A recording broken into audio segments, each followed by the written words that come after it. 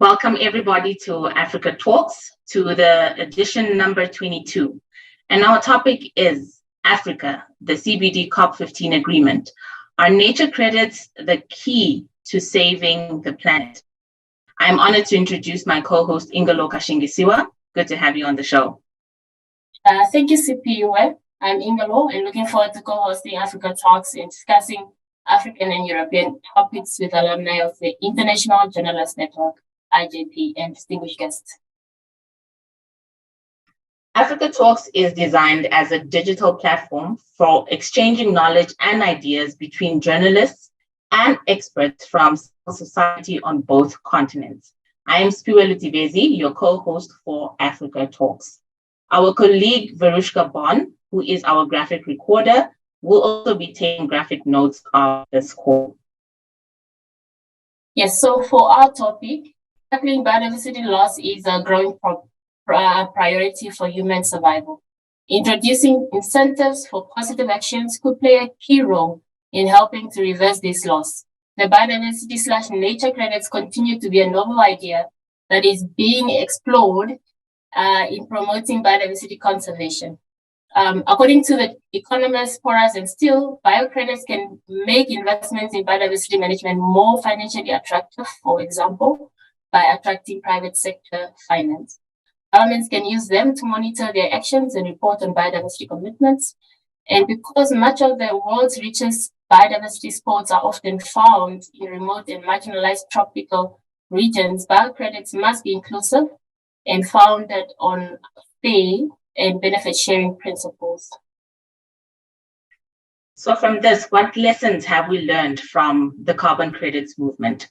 How can Africa strengthen its position to become the driver of development of biodiversity credits? How can Africa partner with European countries? What is the role of European investors and drivers? We will discuss these questions with our distinguished guests at Africa Talks number 22. As we introduce our guests, we have Candace Stevens, Chair of Africa's Sustainable Finance Coalition. Candace is a green finance innovator and sustainable finance expert who develops innovative finance solutions for sustainable land and seascapes. As Chair of Africa's Sustainable Finance Coalition, she works with multiple stakeholders and industry leaders across sectors to plug Africa's nature finance gap. She sits on several national and international committees regarding financing and resourcing, as well as area-based conservation. Candace's innovative finance work has been recognized by the UN Pathfinder Award and the EcoLogic Awards, and she is a Greening the Future recipient and Mulago Foundation Fellow. Candace has a background in law and commerce with experience in innovative finance, protected and conserved area financing and policy, environmental law and policy making on financial incentives. She is regarded as a global expert in her field. Welcome, Candace. It's good to have you on the show.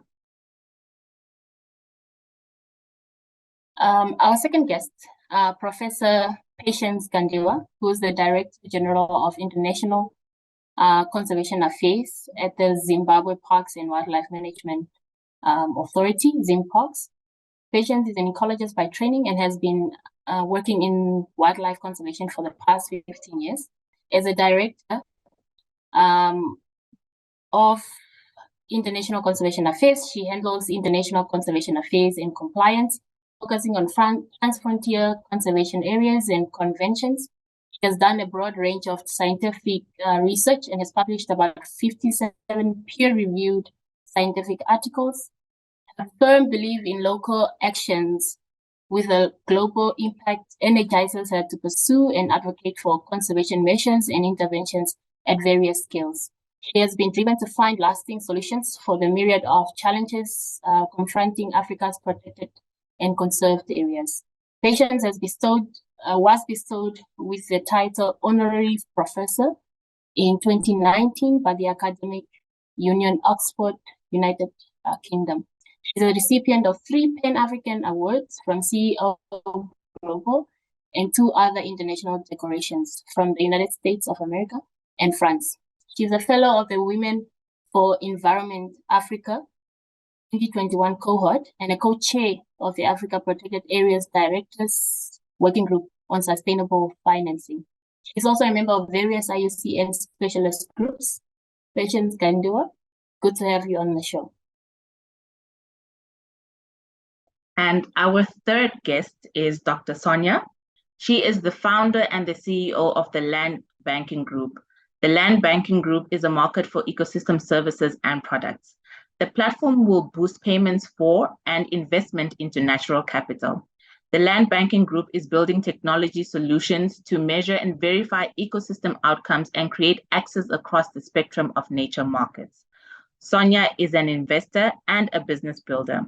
She is a member of the supervisory board of Alliance for Europe and the Capitals Coalition.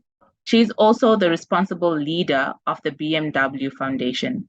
As an author, she has written various nonfiction books and scripts and is a mother of 6 children. Welcome to the show, Sonia. Thank you so much. Yes, thank you, Sonia, and everyone. Let's jump into Africa Talks. Today's topic is exploring one of the innovative ideas to save the planet. In your opinion, Sonia, why is the world finding it so difficult to protect nature sustainably? Well, so far we come from a world, actually it's ridiculous if you look into our history. In our history, land and nature has been the one source for wealth, for prosperity, for our living, giving us a living. And somewhere in the last century, we lost that connection, and we decided that land and the capital, the natural capital we have, is not important anymore. And sometimes we seem to forget as individuals, when we are in our urban lives, that we are actually part of nature. We have just defined it out of our equation. And now it's coming back because it's getting less and less frequent. It's getting a scarce resource. And then we have started with a punishment regime. So we introduced rules and regulations, and payments into nature has become something that companies try to avoid instead of cherish and appreciate. And this is actually why I'm really looking forward to this discussion, because the decision on December 19th in Montreal, and it was a very, very shaky agreement process. And I was also there in Montreal, Patience, and I felt it like an emotional roller coaster. Are we going to get rid of those 900 brackets until the end of the meeting? And we were thrilled when finally we got to that agreement, because it gives all the tailwind we need to redefine our interconnection to nature and cherish it as a source of wealth, as something we cherish, we value, and we invest in. And that's actually where biodiversity credits could come in, if we don't take them as a compensation, but as something that we value as wealth, as something that makes us as individuals, as communities, as companies richer, not because we hold a piece of land, but we contribute to the thriving development and regeneration of pieces of nature.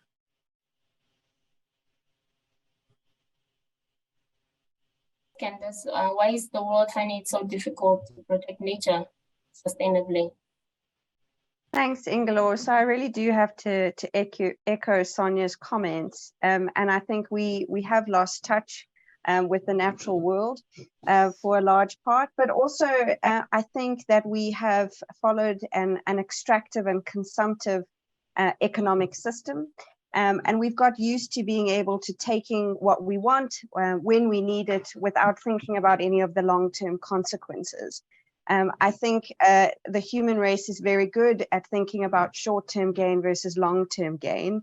Anybody with children like Sonia and myself will know that even children battle with the ability to have delayed gratification. And I think in our current society, we want to be able to access everything that we want whenever we want it. And that lack of delayed gratification forces us into a position where we have taken too much, too fast, too quickly, and we need to be able to look at long-term gains, which means, slightly slower financial returns, slightly less consumption, waiting on what we would need And a practical example is simple. I think, when I listen to my grandmother, she used to eat apples when apples were in season.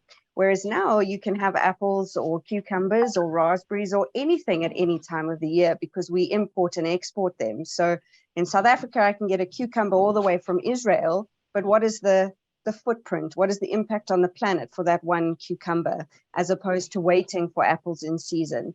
And I think the more we continue with that practice, the less we'll have in the long term. Thank you, Candace. And finally, Prof, what are your thoughts on this?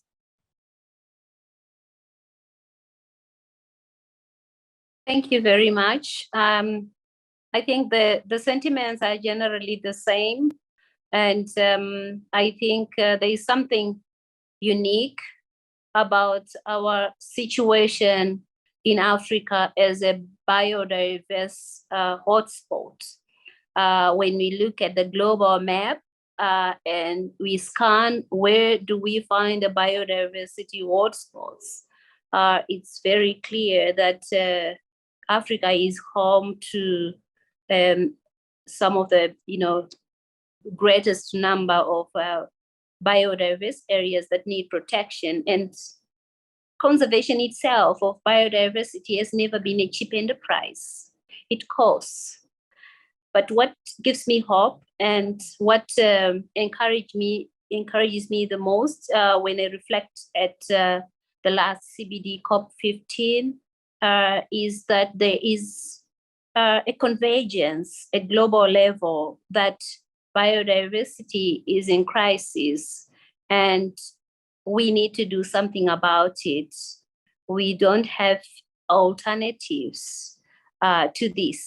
We have to do things right for children's children. Myself, I'm a mother of two very young boys, 8 and 5, and it is a responsibility for a generation that we need to pass on this great diversity of life systems to the children's children where we borrowed it from in a state that will not make them pity us.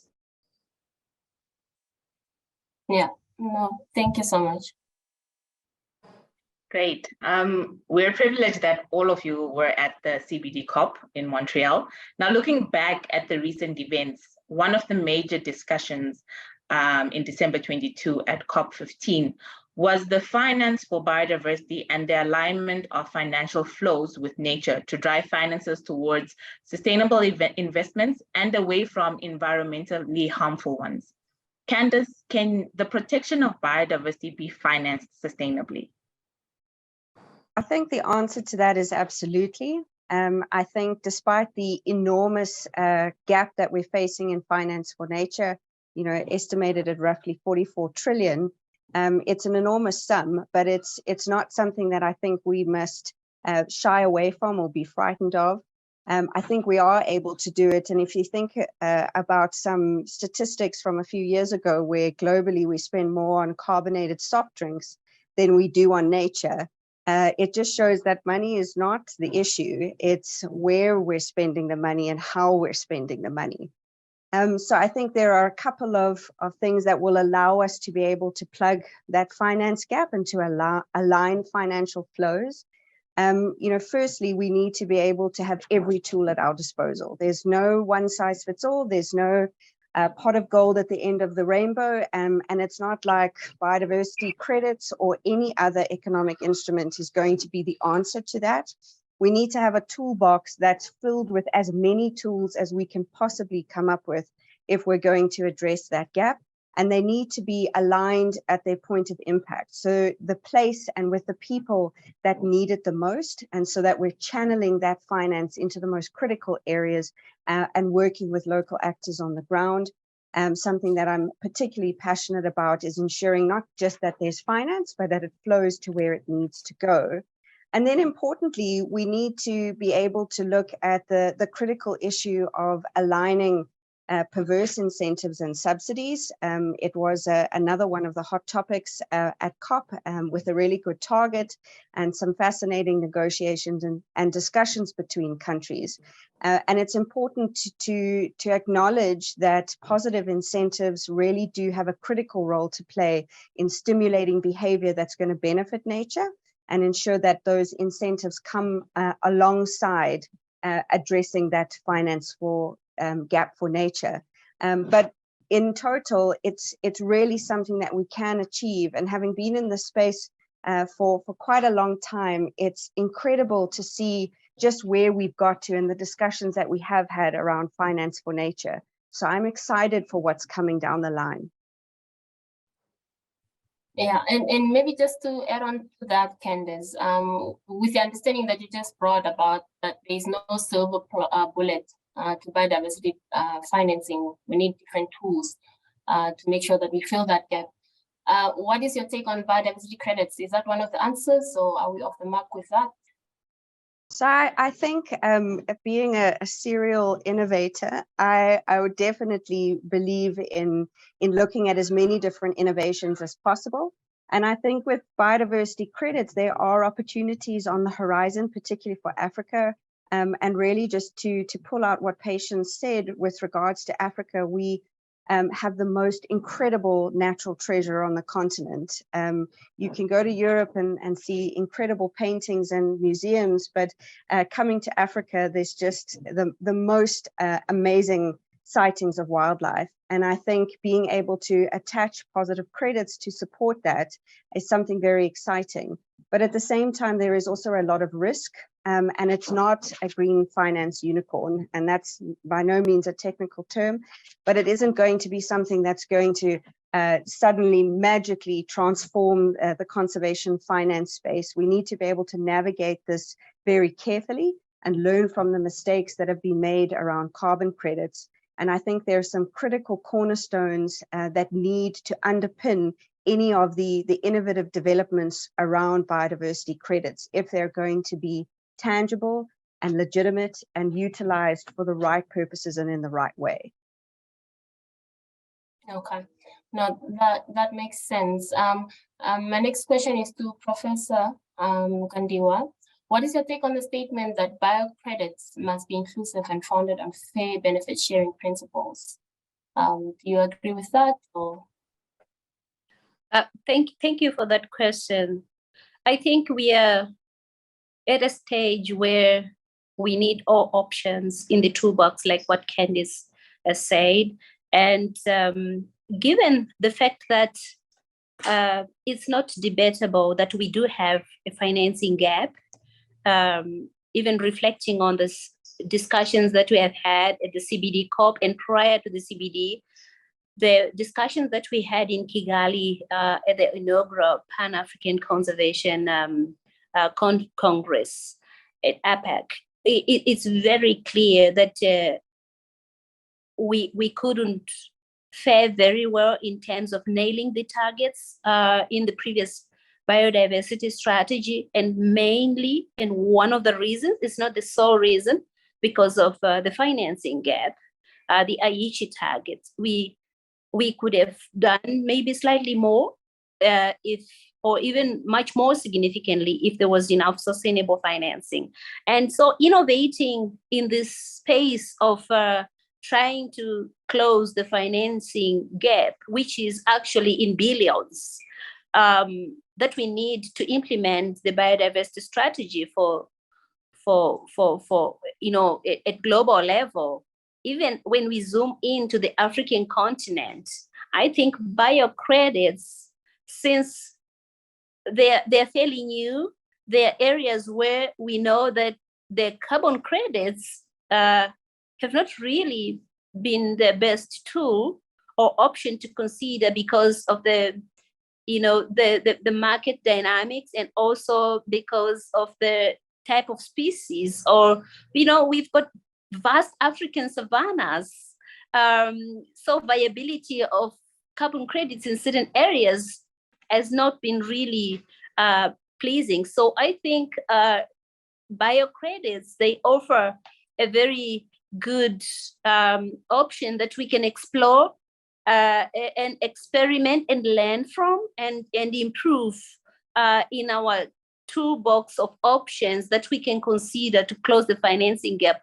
In 2020, if I recall, we did a study where we asked over 700 I think it's over 700 respondents across Africa protected areas, and asking the protected areas directors themselves. It was quite striking to learn that out of the 8,600 plus protected areas that we have in Africa, 10% of them actually do not have any budget at all. And over 70% have insufficient funding to actually get the work done. All the management plans, everything is there. The managers know what needs to be done. It's not rocket science, but they just need the resources to get the work done. So where are we going to get the money? We need to look for alternative options and innovate to close that financing gap. So yes, I think biocredits are really an innovative tool that will go a long way in also filling part of the gap. It will not be a panacea, obviously, to all the financing issues that we have. As Candice rightfully said, can you imagine that there is over 1.8 trillion, and that's a conservative figure, of investments that are damaging to nature. 1.8 trillion, which means investors, bankers, private sector, they're so much willing to invest in projects that are very damaging to nature. And even our own governments are giving subsidies that are very harmful. And I was following Target 15 and Target 18 very closely in the negotiations in Montreal.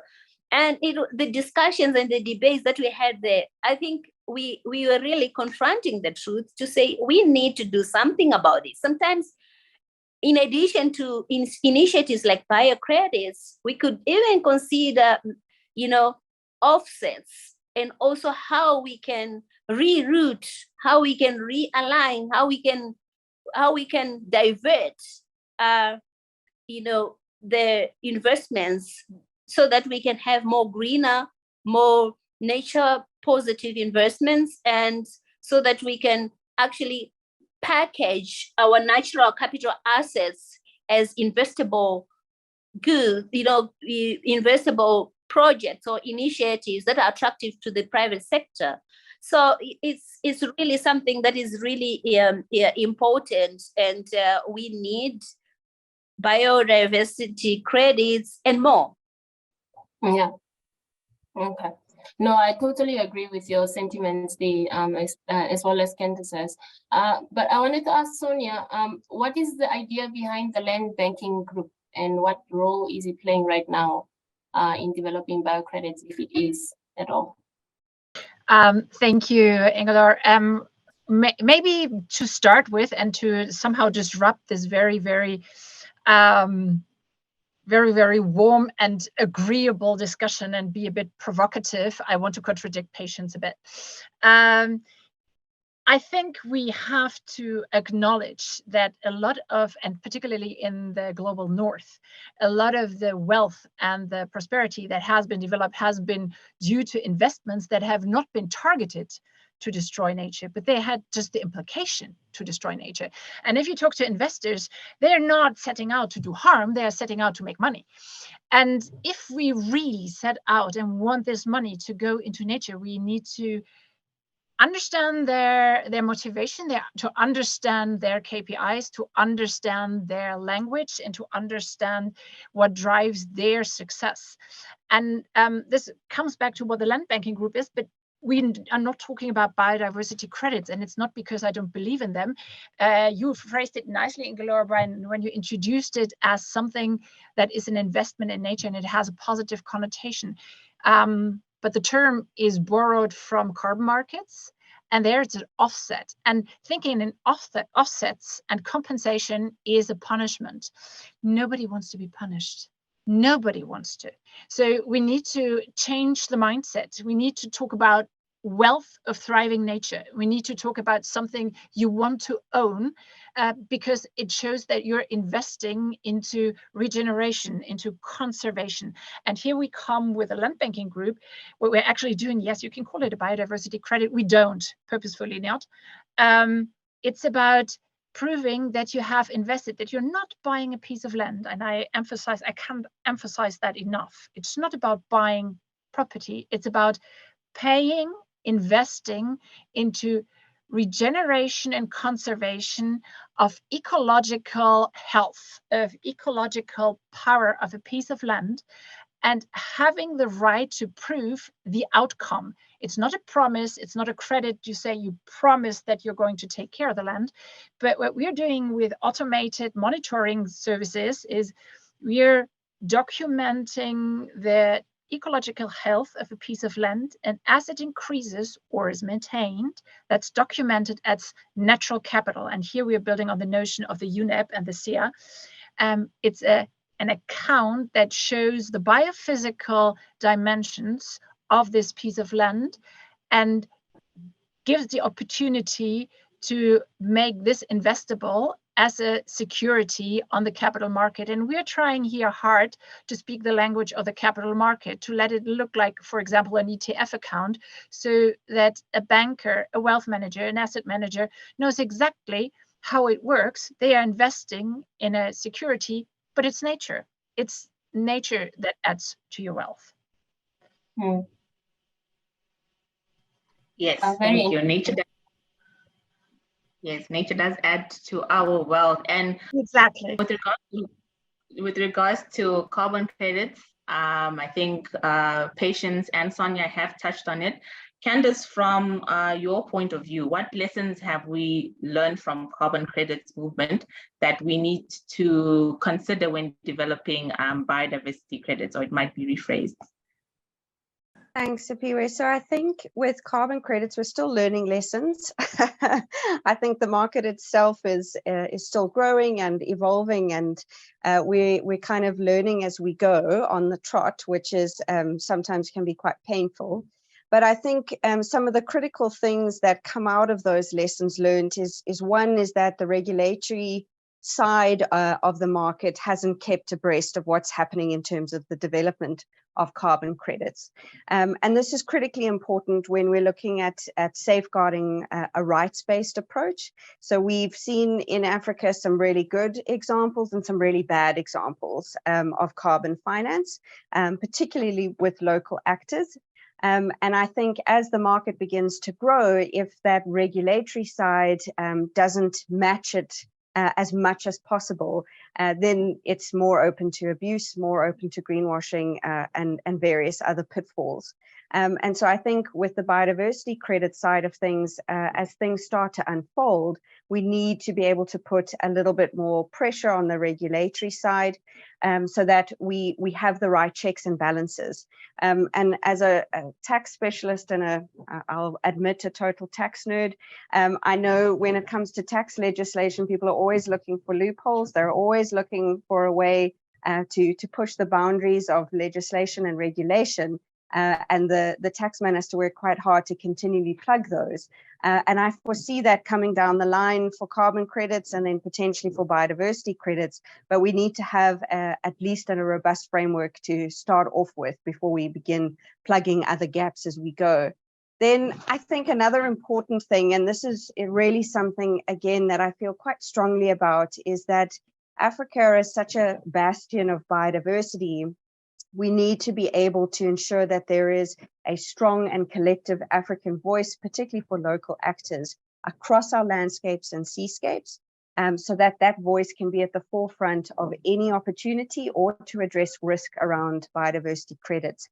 And I think, we didn't have that around carbon credits, but we do have the opportunity to have that around biodiversity credits. And that is something I think that local actors need to be able to determine for themselves exactly what they'd like to do and what they would want to be able to receive. And so that rights-based approach is something that I think needs to be embedded right at the very core of the development for biodiversity credits. I think it was something that's only come after the fact with carbon credits, in my experience. And then lastly, I think there is all the discussion around metrics, measurables, what's verified. It's so much more difficult to do that with biodiversity, so to speak, compared to carbon emissions. But I think biodiversity by its very nature is diverse. And so we need to have a little bit of a diverse thinking around our approach to metrics and not let the perfect be the enemy of the good. So robust metrics that are also very simple. And I think I've heard, conservation scientists and practitioners debate these types of questions ad nauseum. But, from a finance point of view, to go to Sonia's point, if we are going to be able to attract substantial private sector finance, we need to have those things locked into place and to be able to say these are robust, they're simple, they're practical, and this is something that is really investable. So those are three key takeaways, from my perspective in terms of engaging with carbon. Great, thank you.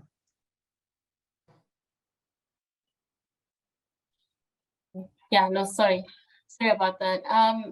From your experience, Sonia, what is the role of European investors and drivers in finding sustainable financing for nature? That's a super important issue, and that's something we're addressing a lot, coming from our perspective, being by heart more African than we look like, spending a lot of time in Southern Africa and learning to appreciate the biodiversity, the richness, the people, the nature.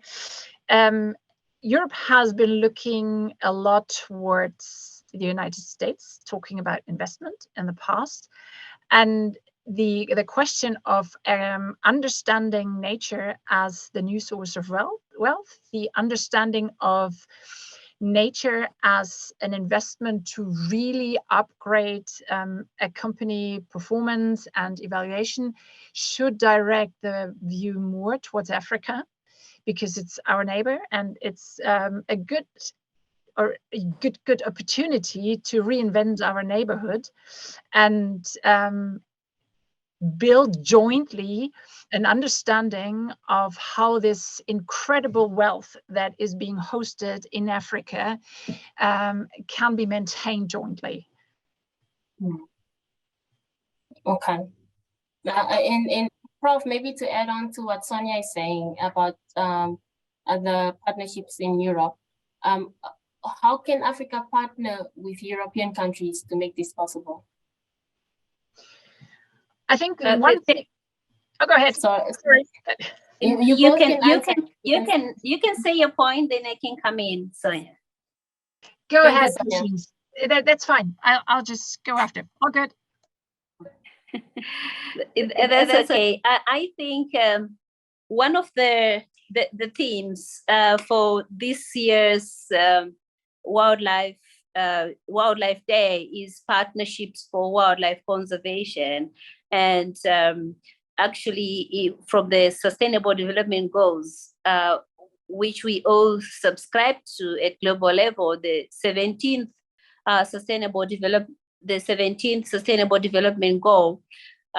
It's about partnerships, and indeed, we realize that we need each other more, ourselves, Africa, and also our European neighbors, as what my colleague just said. There's very little that we can achieve if we do not foster partnerships, capitalizing on the global and also bilateral policy frameworks that our leadership already put in place. I think we are not lacking in terms of having the supportive policy framework and the tools and the various models that we can tap on at various levels to actually build a stronger, more progressive partnership for conservation. When we look at the beds of the air, we've got Iowa, the agreement on the African-European waterbeds. Our birds, they fly across our two continents, and I think that should inspire us even more, that we cannot even protect biodiversity without cooperating or partnering. And what I think is also really important, particularly within the context of trying to close the financing gap, is really to have to put in place targeted financing to secure the core area for our natural capital, which are protected areas, because without secure protected areas and without sufficient financing for protected areas, I think even the resource dependencies that we have for economic prosperity and our businesses, etc., it's really will be in perpetuity. So I think we really need to scale up and find targeted because we can't do everything at bilateral level between Africa and Europe. And I think I've heard of the Africa-Europe Foundation those was incubated, and at a very small scale we see closure of the certain gaps and also linkages that are required, and pulling together different mindsets and champions that will make us find solutions and learn from each other more. So I think there's great scope for showing more, I think, seriousness of our partnership, because we already have partnerships that are in place. We already have agreements that are signed, but there is some bit of laxity with regards to as far as implementation is concerned, and also having stronger M&E framework so that we meet and live up to our obligations within those agreements. And we achieve the targets that we set for ourselves, and knowing that there is a significant implications for doing nothing or for any mediocrity. But what is also important is the political support, which is needed consistently at higher level to maintain those and creating an enabling condition or environment to operationalize the various agreements. But I've seen some agreements that were signed and never implemented, or you open even certain legal instruments and you're like, wow, I thought we didn't have this.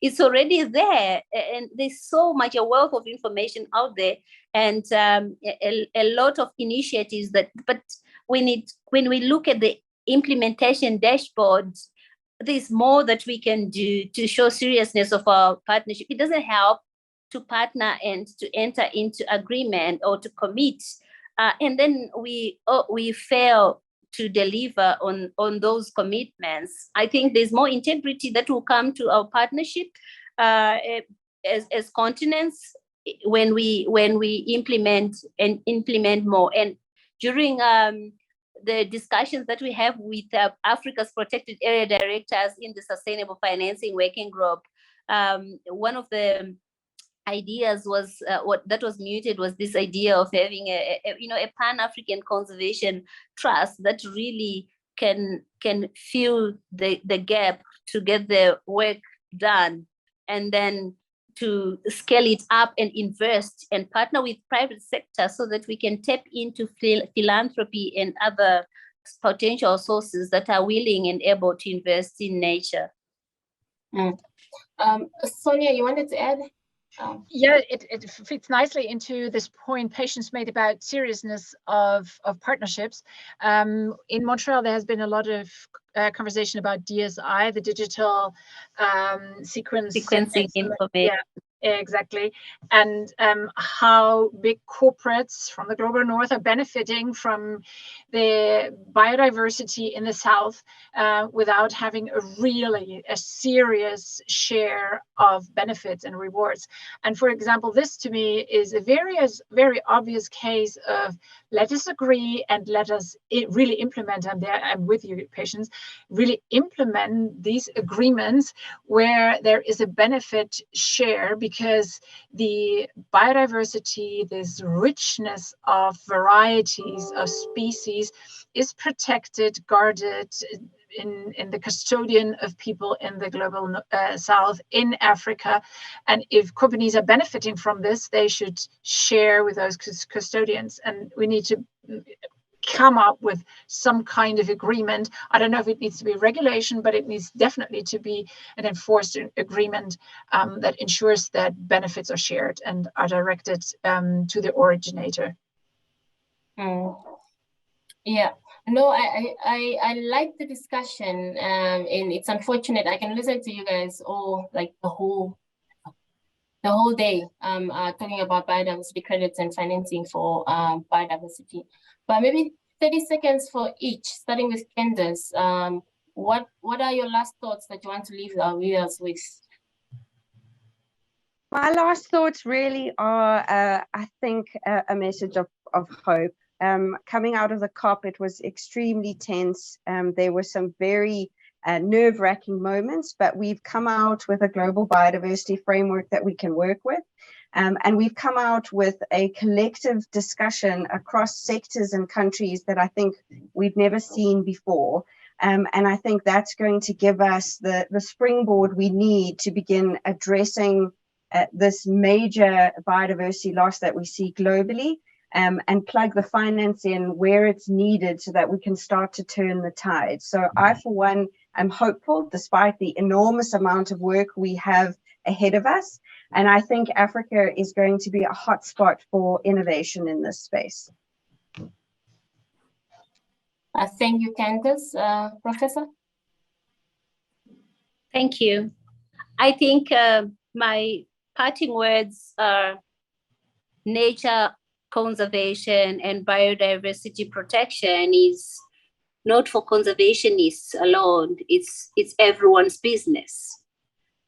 And therefore, we need all hands on the deck.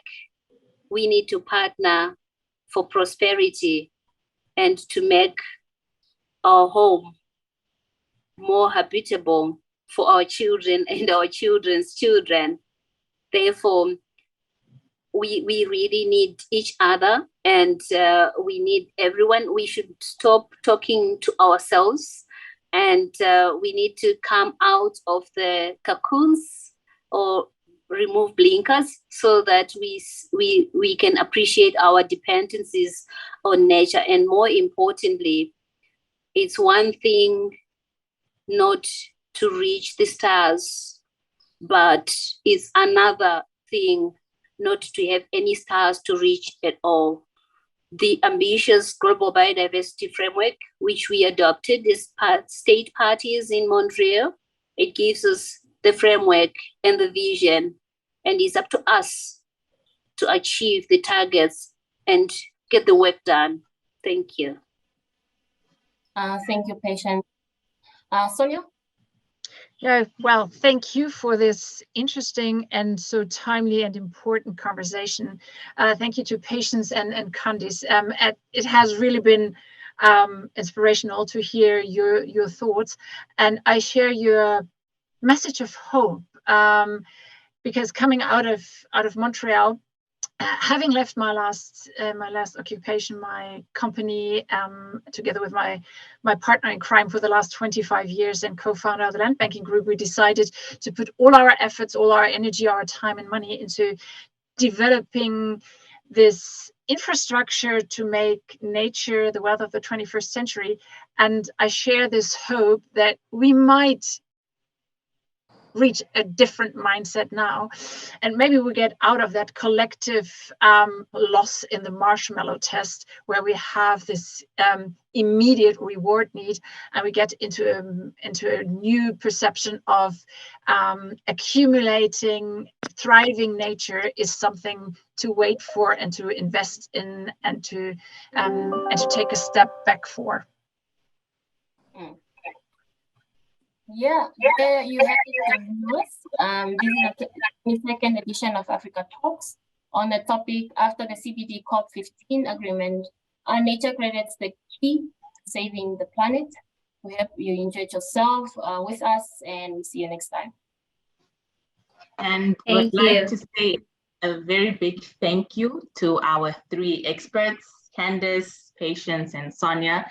Thank you very much for sharing this information. Like Ingalo said, we could listen to you the whole day, and for your attendance on Africa Talks. And to our viewers, thank you very much for joining us. Goodbye, take care, and stay healthy. Bye. Thank you.